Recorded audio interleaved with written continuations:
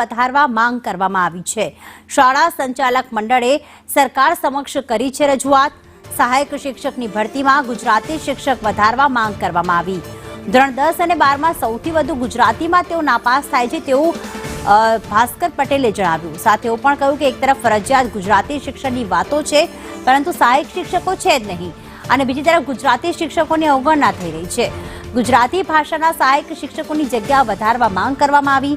શાળા સંચાલક મંડળે સરકાર આગળ આ માંગ કરી છે અને જો ગુજરાતી ફરજિયાત કરવું હોય તો શિક્ષકોની સંખ્યા વધારવા માંગ કરવામાં આવી છે। અને એ પણ જણાવ્યું છે કે ધોરણ 10 અને 12 જે બોર્ડની પરીક્ષાઓ છે તેમાં જ્યારે રિઝલ્ટ આવતું હોય છે ત્યારે સૌથી વધારે વિદ્યાર્થીઓ ગુજરાતીમાં જ નાપાસ થઈ રહ્યા છે। ધોરણ 10 અને ધોરણ 12 માં ગુજરાતી વિષયમાં મેક્સિમમ વિદ્યાર્થીઓ નપાસ થતા હોય છે, ગણિત કરતાં વધારે નપાસ થતા હોય છે। એના લીધે બોર્ડનું પરિણામ, જનરલ પરિણામ બગડતું હોય છે।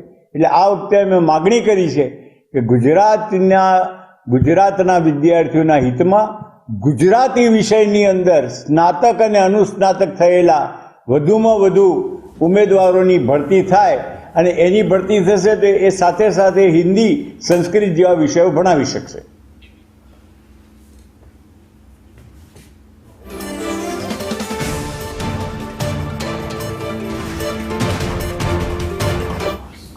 તો નવસારીમાં બોગસ